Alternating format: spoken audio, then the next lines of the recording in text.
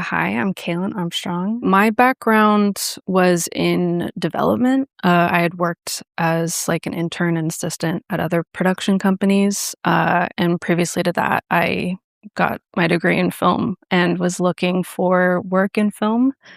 But the pandemic happened and then the strikes happened. And it became increasingly obvious that the only ways to stay in LA were to get into verticals and get that was how to get on set for a lot of people in my age. I started off as a PA on one, then became a casting director, and then kind of straight into producing after that. Pretty short period of time, yeah. In the span of a few months, I went from PAing. I think in 2023, I went from PAing in January to producing in June. We had been producing verticals for a while as independent contractors, but we were running into the need to start an actual LLC because our clients were becoming more and more advanced and wanted us to be able to become more advanced and competitive in this space, be able to handle things like payroll, having employees, having things like that. And the space was sort of moving out of independent contracted producers and into having vendor production companies that they give scripts to. We handle the whole thing, start to finish, give it to the platform, and then it goes up. It is very much like old Hollywood in a way, yeah. It started out very much like Wild West, not a lot of regulations, a lot of like different people trying different things to see what worked. And the bigger platforms started slowly like taking what they had learned in China, because China has been about 5 years ahead of the US in terms of like vertical success and popularity.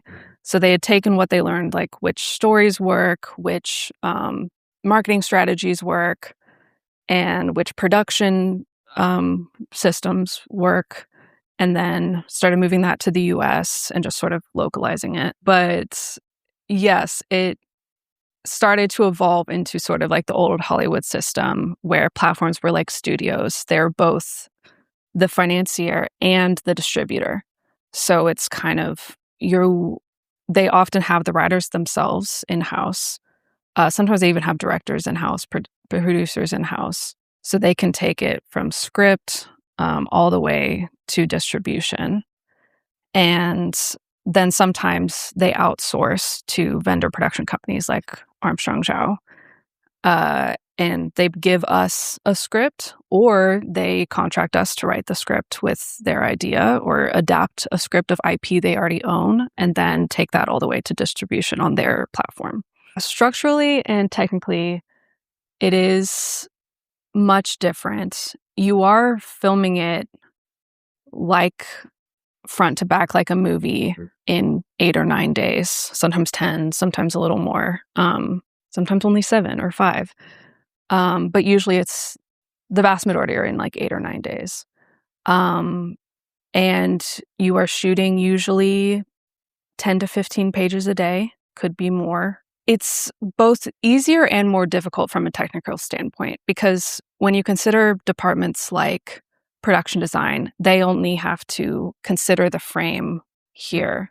I've seen our production designer like, look at the frame. Okay, it's only this 3 feet. I'm going to decorate this 3 feet of space. And the rest of the space that you never see, there's equipment everywhere and all that stuff. There's a lot more area to put the boom. There's a lot more area to hide things because the frame is so small, which means then that you also need to make the frame you have more interesting top and bottom. That's where like the movement has to be rather than on the sides of the frame. That's your peripheral vision now, is the top and bottom of it.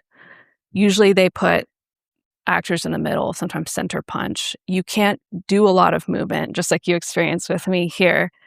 Usually we're having to tell actors like staying on their marks are very important, because if they drift, suddenly they're out of frame and you have to do the take all over again, which is killer when you're shooting 15 pages a day. It depends. Some people do shoot, they see the whole horizontal frame and then they're just cropping. especially the productions who are shooting both vertically and horizontally. Some do that. They do that because that opens up other routes of distribution for them. So I know some vertical platforms like Candy Jar, for example, they shoot vertically and it'll go on the app Candy Jar, but then they have also shot horizontally, and that can go on Amazon Prime or on Roku or on Tubi. But if you're just shooting in vertical, you have an interesting new playground because you are seeing so much less. It means different things for costume. It means different things for production design. It means different things for cinematography and for directing. It also means that you can be really creative with location. Because you're only seeing so little, you can fake a lot of things. An airport is actually the corner of this building we're in right now that just kind of looked airporty. A driveway is actually just like, a sidewalk. A lot is done in post to make things flow together more. A lot of people consider the sound effects to be a bit silly. I have lots of thoughts about that. I think the quality started off really rough. Like in the beginning, they were shooting these on iPhones. Not much, like the first one we ever produced, not much thought was being put into lighting. We were moving so quickly that it ended up not looking great, for sure. But the whole space as a whole has evolved quite a bit. Really talented people with 20 plus years of experience are getting into this space because of the strikes and the lack of work elsewhere. And platforms are also, as they're getting more and more competitive with each other, and as the space gets more saturated with more and more competitors trying to one-up each other, there's been a fight for like, oh, we have the highest quality. Ours look the best. Ours look more cinematic. Ours have better stories. Ours have this or this. We have different genres.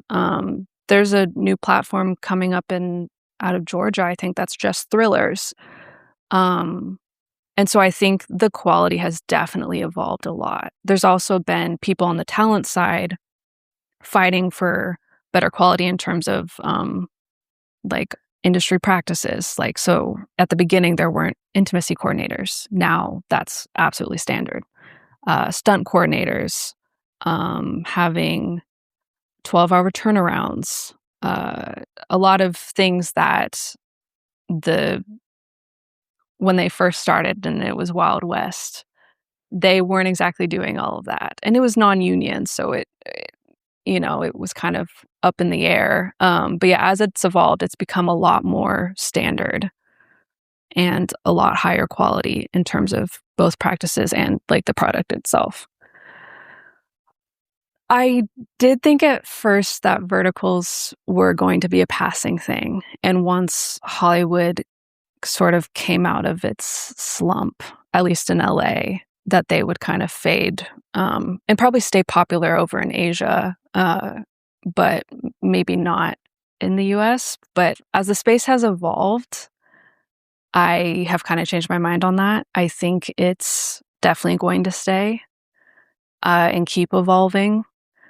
I think that it has sort of started occupying its own place in the market that isn't actually competitive with traditional TV and film. It's not taking the place of that. It's sort of occupying the space of phone games, romantic novels, things that people itch to have and like obsess over. Someone I was talking to at one of the platforms said, like, we will always love, shopping at the Louis Vuittons, the high-end like department stores, the getting good quality clothes, jeans from Levi's, bags from, Prada. And we'll love eating at, the nicer restaurants. But everyone will always want McDonald's. Like there will always be a craving for the cheesy, corny kind of Walmart type of stuff. Like those things will never go out of demand. I think comedies will definitely happen. My company just made a comedy actually that we wrote. And that's something that's very doable. I think that you have to definitely have cliffhangers and that sort of formula. I don't think you can divert from that in the way you can with art house films, because you have to sort of hit a dopamine cycle in the audience's mind to keep them watching. There has to be some sort of hook, because the episodes are so short, that it does still need to be structured in that episodic way with cliffhangers. But I think within that, there's a lot of room to play and evolve. When you know, like, the science of it and why it has worked so well, you can be like, okay, I understand the science of it. I understand the formula and why the formula works.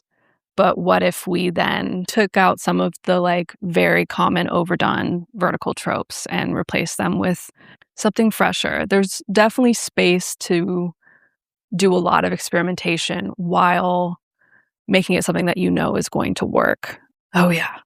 I think it's a fantastic space for people to jump into. I think I learned more in verticals than I did in film school. It's kind of a boot camp for everybody. Like, you hit the ground running, and it's a big learning curve, but the pace of it and the intensity of it, the timeline of it is, I think, a really good experience for anyone, even if you're not intending to stay in verticals. Like, if you're just a filmmaker, I think it's really cool to experience. I would try to find people who are in verticals on social media, probably. I feel like Instagram, Facebook, other social media are probably the LinkedIn of verticals. Find people who are on set shooting them and ask if they need help. They usually do. I am open to everything, I think. I've kind of just always wanted to write things and get them made. And it doesn't feel like a dream come true for that to be happening, even if it's not exactly how I imagined. I'm so grateful to be able to do it. And pretty much everyone else I'm working with in the vertical space is so grateful to be making something, to be on set. So yeah, I hesitate to ask for more than that. But yeah, I did also always imagine myself doing traditional TV and film. Well, thank you guys so much for giving me the opportunity. And hit up Armstrong Productions if you need us for anything.